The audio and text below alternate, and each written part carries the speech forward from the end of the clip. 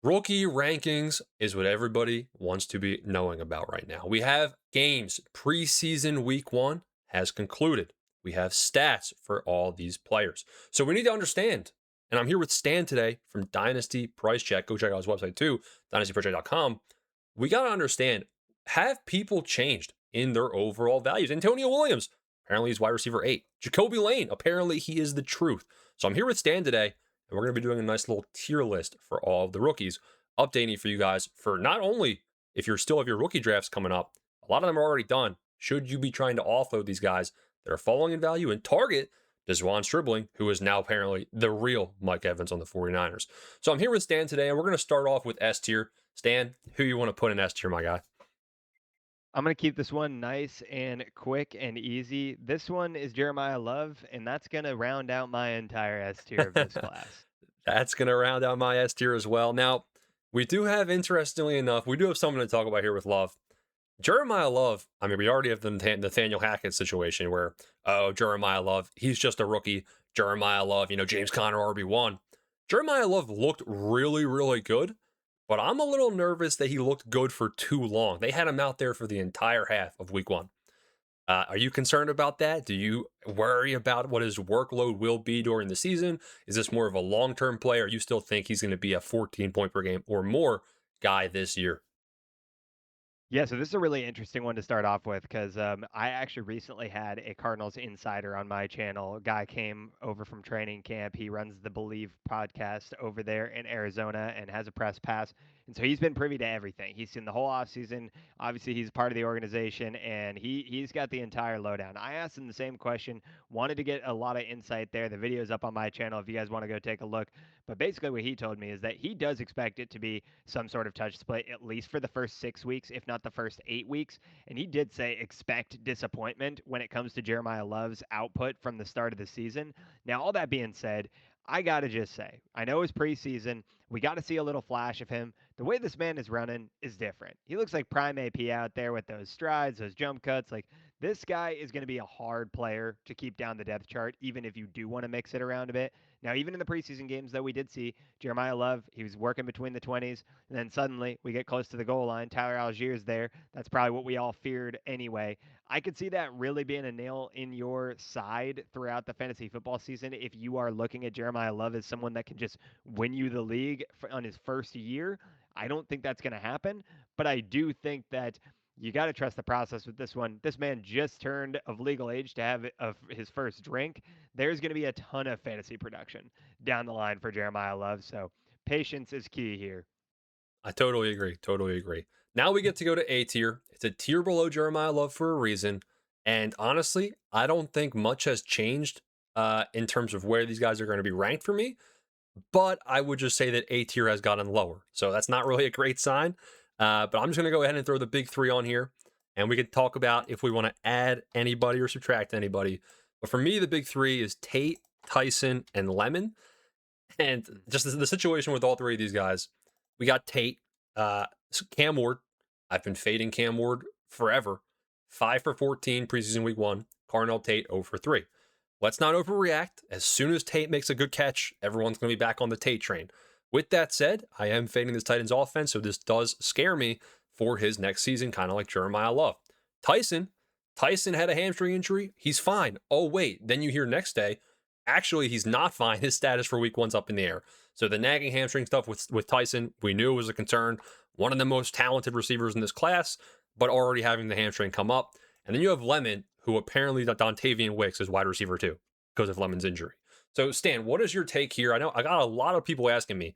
They're on the clock 103. Are they taking Tyson or Lemon? Do you elevate a Jadarian Price to this A tier? Do we now bump down Lemon and Tyson a little bit to B tier potentially? What do you got on this next group of guys? Well, look, I'm going to say this. First off, I do think Fernando Mendoza should be in this tier, even if we do prefer the big three wide receivers. And I could see doing that from a dynasty perspective, just because wide receivers, especially premium ones, are so hard to buy on the open market. And I do find quarterbacks to be a bit more replaceable, right? Like the Baker Mayfields, the world, the Jared Goffs, even the Matt Staffords, Sam Darnolds, Daniel Jones. Like you can buy quarterback production even deep down the board for not too expensive. but it is almost impossible to go out there and buy yourself a Drake London, a Tedero McMillan, right? And Right, so right. that's why you do have to favor some of those wide receivers. That all being said, look, I'm a little lower on consensus than Cardell Tate than everybody else. I'll own it. I think I do bake in a lot of the risk of that Titans offense, like you said. So I don't have him as my first take. I still You think got if you're Tyson? swinging ultimate ceiling, I'm Yeah. taking Tyson. And I I'm know fine. it, I'm it fine is putting it super there. risky. I'm there with you. Yeah, I know it's super risky, but like this guy is one of those players that when you watch him, he looks electric. He looks like a true difference maker. He's got that like level of shiftiness that, one of my favorite receivers who I was calling out left and right last offseason, kind of my claim to fame, Jackson Smith and Jigba. It's like this guy doesn't maybe look like he has Tyreek level speed in the open field, but what JSN can do so well is he can maintain top speed even when he starts to lean into those side cuts. And it's like he's kind of just floating. Tyson's the same way. He can like Right. do that lateral speed or even like the diagonal speed. I don't even know what we want to call it. That all being said, Tyson's my ceiling guy. Lemon's my floor guy. Tate's actually my 104. I know it's not going to be popular and a lot of people flame me on it. I'll continue to own it. And then I got Mendoza. But quite frankly, I think that this is a tier a lot of people talk about. So I'm not going to spend too much more time here. I want to start getting into these nitty gritty. Yeah, yeah. So next up, we got to put Price up here. And honestly, I've been fading Price all offseason long, and I've been putting Sadiq ahead of him. With the Sadiq missing the preseason and the injury, he'll be fine. It's just like a temporary thing. I'm not worried about the long term. But I actually do think Price has surpassed Sadiq for me in my rankings. I am going to flag plan and still have Sadiq 107, which might be ahead of Concepcion, bold take, whatever. But I think long term, Sadiq looks really, really poised for success. Athletic freak. The Jets are looking for good receiving help. So I'm thinking you're probably going to have Price up next in this B tier, right? And then anybody else you want to include here? What do you think? Yeah, absolutely. Like, I'll own it. I'm a Seattle Seahawks fan, but I was not a huge Jadarian Price fan. I didn't think his prospect profile was anything to write home about. So, it's awesome to see what he's been doing in Hard Knocks, and actually the tape looks really good. Obviously, the opportunity's there with no Charbonnet to start the season. So, this could be one of those things where we re-rank next year's rookie class, this time next offseason, and Jadarian Price is like right up there, right next to the Cardinal Tates of the world because of the opportunity he was able to get and the volume he was able to see. That all being said, I'm with you there on Sadiq. I think he's like a patience play. The Jets will figure it out eventually, and he is such an athletic specimen. You got to get him involved. Now, here's where it gets interesting for me because Yeah. I'm actually like a Boston Concepcion guy Hater? that I think they're damn near even. Like, I actually Okay. maybe even prefer Denzel Boston to some degree because I think I like the X factor in him. I like the red zone upside. I like his big body. And I do think his skill set might just be a tiny bit more NFL translatable. That all being said, we watched Concepcion get the end around even Yeah. in the Yeah. preseason game. And so maybe he gets some gadget work, maybe he gets some rushing upside. And so I think both these guys in their own respect are going to be positive players, but I feel comfortable kind of either floating them right at the bottom of that B tier, but probably like you have them right there in the Yeah. A little C bit tier, below. just comfortably. Yeah, yeah, I totally agree. And I think so. Concepcion was what, 3 for 4, 30 yards, had a touchdown on the rushing touchdown because it was a lateral or whatever it was. And then you got Boston, who, you know, I'm with you. I think Boston reminds me of Metcalf, bigger frame, bigger body, uh, kind of a guy you expect to get more targets rather than a speedster, kind of like Concepcion. So I think Boston, you're kind of right, has a better ceiling, maybe potentially, if he were to hit. But it is kind of deflating to see him only out there with the one target from Watson. But obviously, you don't want to overreact. So I do think it's right to keep both these guys where they are. And now from here, this is where I don't know. It's kind of grim. I mean, Ty Simpson's a big time riser. The next person that the consensus would tell you to throw on here, and we could just go on here and start putting some guys up and mixing them and matching them as we go. Omar Cooper, the Jets wide receiver 4. Apparently Isaiah Williams. Isaiah Williams is wide receiver 3 for the Jets. You have Garrett Wilson wide receiver 1, makes sense. You have Adonai Mitchell, who I'm big on, wide receiver 2. Okay. Then you have some random. I've never heard of this guy, and apparently he's having an insane training camp. Isaiah Williams, wide receiver 3. Is it rip him Omar Cooper Jr.? Like, do we put this guy in G tier? What's the word here on Cooper? Is there anybody that needs to Look, go I don't ahead of want to. him? I don't want to drive. I don't want to drive the show here, Mike. But I'm gonna have you throw some guys up in here, and let's just start dragging them around. Yes, Okay. sir. I think you got to have Jonah Coleman in here. I think you got to have, as crazy as it sounds, Stribling's got to be in here with the way he's flying up that boards right now. I mean, Stribling I'm was watching him. 17th ranked in the last rookie updated ranking. So he's about to be a massive, massive riser, and I totally agree. And I think you got to throw Eli Stowers in here too, just based off of like where he's been throughout the offseason process, even if he's been falling a little bit Yeah, yeah. more recently. But here's where I am, Mike, and you can push back on me with this.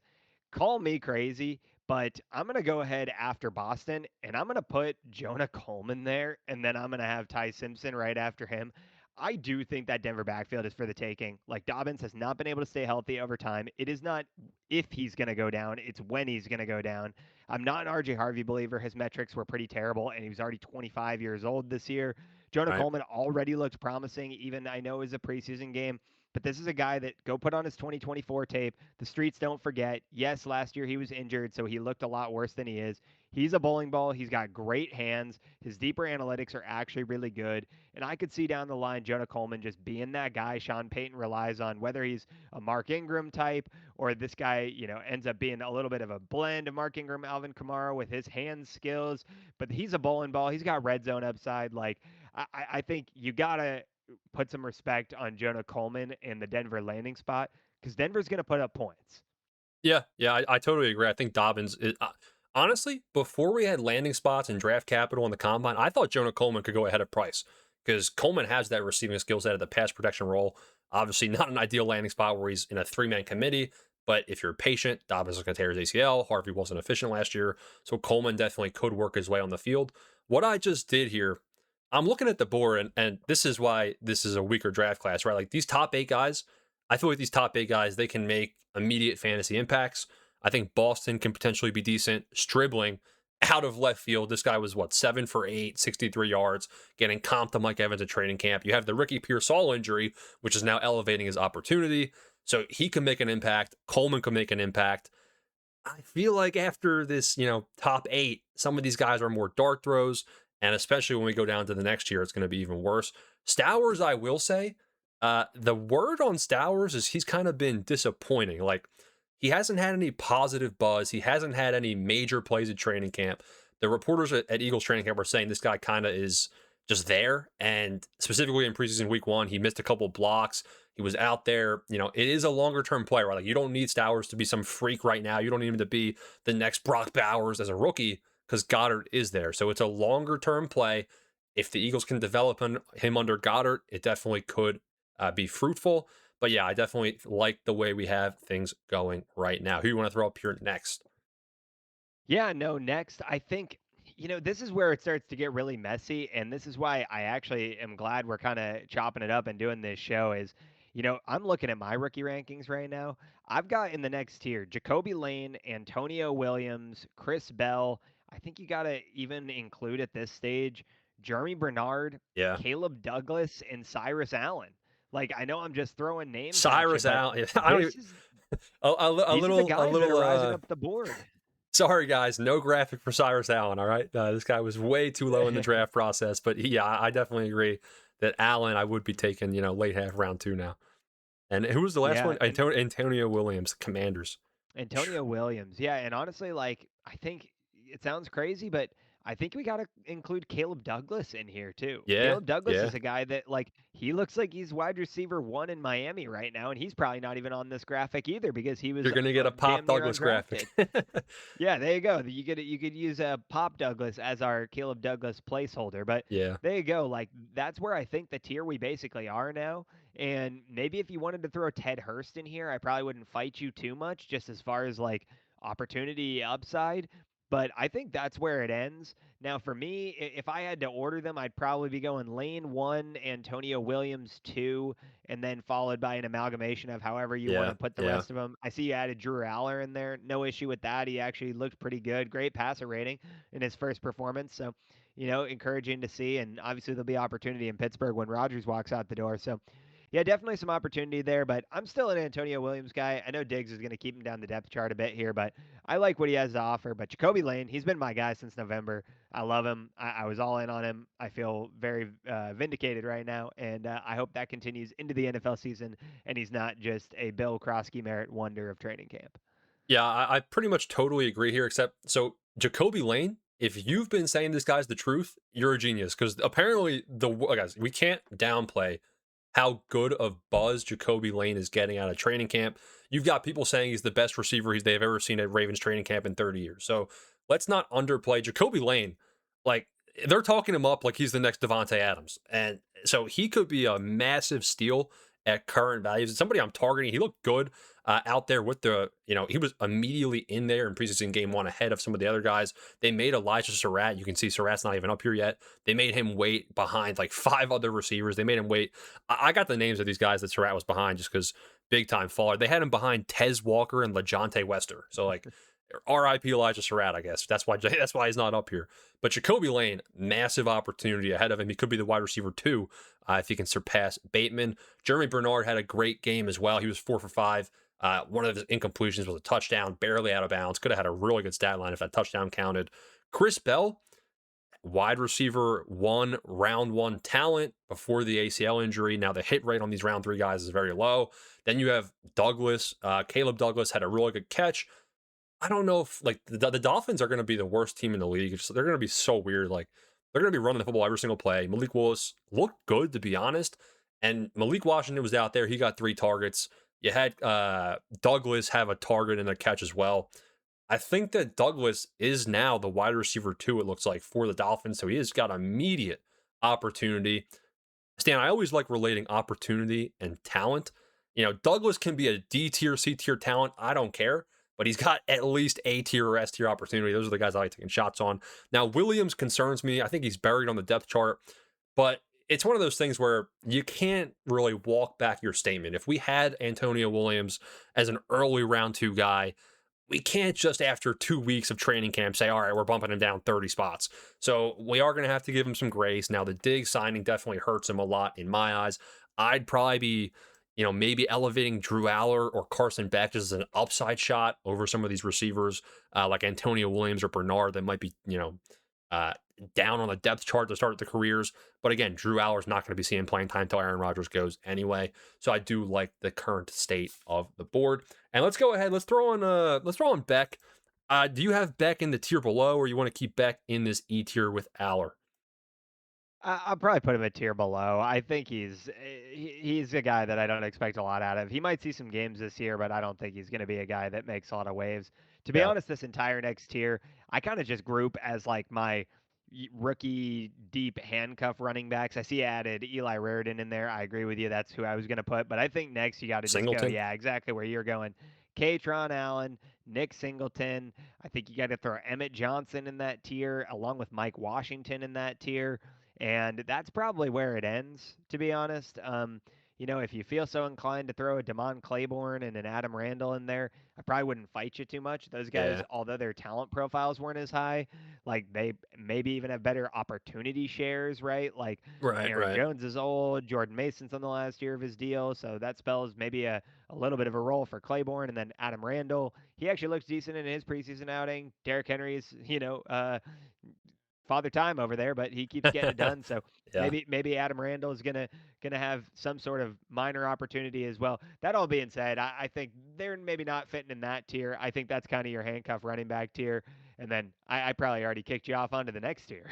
Yeah, yeah, I think so. Yeah, it's so Ted Hurst, kind of disappointing debut. I think he was 2 for 6. So again, Ted Hurst has been getting some good buzz out of training camp. He has the opportunity to be wide receiver 3 if he can surpass Jalen McMillan. So I like his opportunity. Beck didn't even start last week. I guess they wanted to get some looks at some other guys after he was the Hall of Fame game. Raridon, everyone's acting like Raridon is the truth. And he came out, Mhm. he had one good catch, I think, but he was 1 for 4 for 8 yards. I mean, I was waiting to see the truth. It was kind of disappointing.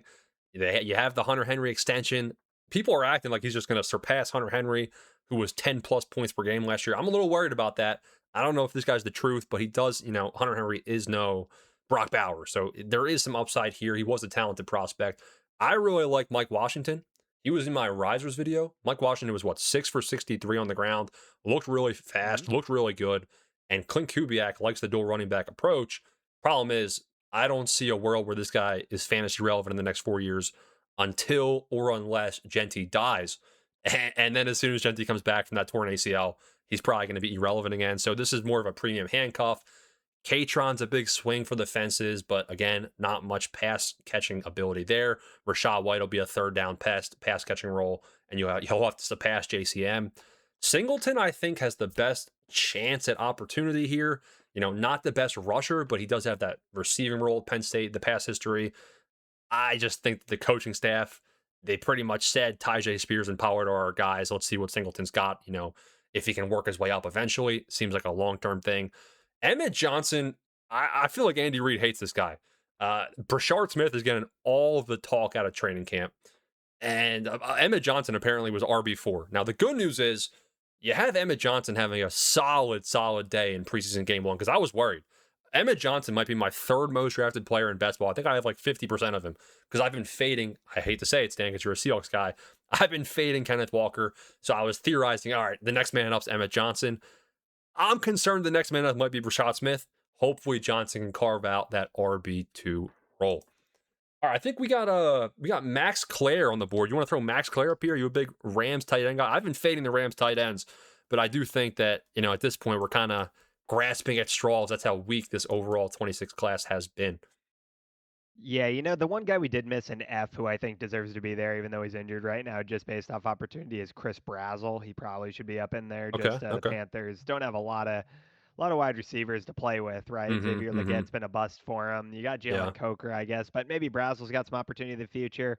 I'm not a huge fan of Brazzell or Branch or any of these guys, though, yeah. personally, and maybe that'll come back to bite me. But I look at all those guys and say, next year I'll try and swing on somebody better. So I would have punted that pick before I even took it. That all being said, Max Clare is a guy that's a shout here. I'm with you. Kind of fading that Rams tight end room for the most part. Outside of Terrence Ferguson, who I kind of view as your pseudo wide receiver Yeah. three. Really like Terrence Ferguson. He was my guy last year. Real bummer because he had so many plays wiped off the board. Like if you go review the tape, there was holding calls left and right. There was really unfortunate penalties that kept calling things back where you would have actually seen some explosive plays from Terrence Ferguson last year had that not happened. But I think you'll actually see him be used as a pseudo wide receiver three this year. I see you adding a lot more of these guys here. No issue with any of the guys you're throwing in here. I just personally won't be touching them with a 10-foot pole. The only two guys I really have left, Mike, that I even have shares of Yeah. in Dynasty right now are the two I mentioned, Damon Claiborne and Adam Randall. I think whenever you get past that range that we were talking about of wide receiver up there, probably ending with Ted Hurst, like none of the rest of these guys excite me whatsoever. That I am just taking opportunity running back swings Yeah. because realistically, the running backs are going to have a way higher probability over their rookie deal of seeing valued touches than some of these real deep down wide receivers. It's just the numbers play. And Mm-hmm. so even though Claiborne, sixth round pick, and Adam Randall, I think he went in the fifth round, and the owner of the team got to bring him on. I like just swinging on those guys and giving myself a shot. The rest of this class is pretty messy, so I don't know how deep you want to go here, but we can start throwing some crazy names up there and talking about guys that might mean Yeah. nothing. Yeah. But I do think Claiborne and Randall is really where it ends for me as far as Yeah. guys I expect to be anywhat relevant. Yeah, I agree. We're going to wrap it up with the top 36 here. Give you guys 3 rounds, top 36, nice ranking. So there is 2 things I'm going to change. First, Randall, we'll just imagine that he's here down here where you want him. I like it. Randall's an upside shot. I actually am big on Fields and Branch. Branch, he's wide receiver 4, right? So if you have Williams wide receiver 7, apparently, this is what the news is saying. I like Williams more as a player, but I think that Branch's opportunity, I think he's got more opportunity. So I do have Branch actually up here in this range of guys just personally. Even though he might not be the Mhm. biggest talent, I just think that it's literally just Pitts and London. So he's got Jahan Dotson wide receiver 2 right now. So Jahan Dotson, he's got, I wanna relate to my fellow Penn State alumni of Jahan Dotson, but let's be real here. And then Fields, I kind of was sleeping on Fields, not really a huge fan of him the entire process. I'd have him probably down here. I think he's a big riser just because you have the neighbor's injury news. You have likely wide receiver 2, it looks like. And then you have the fact that there was some buzz Fields is now going to be the next wide receiver 2 for the Giants. And he was kind of behind some of the other guys. Mooney was out there. Maybe you know who the wide receiver 3 is over there for the Giants? Is it Slayton? Might be behind It's Slayton. probably gonna be Darius Slayton and then Yeah. maybe Odell Beckham Jr. if he Yeah, gets Odell. stepped on here. Yeah, but Fields had a nice touchdown pass from Jackson Dart, so Fields has been getting some positive buzz. If I was on the clock here, Hurst is probably the better player. Beck is probably the better player. You could take an upside shot on these running backs who probably have realistically better hit rates. I might just spin the dice on a guy like Malachi Fields or Zachariah Branch here in this E tier, but I like the list overall. This is the top 36. So, really, the big time risers, you got Stribling. He's a big time riser. I think Cooper and Stowers are both fallers. The second biggest riser besides Stribling, it's probably Jacoby Lane. You agree with what we got here, Stan? Absolutely, There we absolutely. go. I'm fist pumping over here because guys, I keep receipts. I don't forget. You can scroll back both on Twitter, on TikTok, on YouTube, wherever you want. I've been talking about Jacoby Lane since November. He's a highlight machine. He's long, he's acrobatic, he can make catches, red zone upside. He's a lot faster than you might think. This guy is a really unique talent. I'm super stoked about the landing spot because I do think there's opportunity in Baltimore. And so, Mike, cut me off the mic. I'm going to be taking my Yes, victory sir. lap, but obviously the season has not started yet, so there's nothing to lap on. Okay, we hope that week 8 comes around and we're still talking about how great Jacoby Lane is. Yes, sir. Stan, I appreciate you joining the channel, man. Always fun cutting up with you. Here's the updated rookie rankings, guys. Go check out Stan at dynastypricecheck.com and his channel. He's over there on TikTok, killing it on YouTube as well, man. So go check him out. We'll have him linked in the description. Stan, hope to have you back another time, my guy. Always good seeing you. Anytime, brother. Appreciate you having me as always. And guys, we will see you in the next one. See you guys later.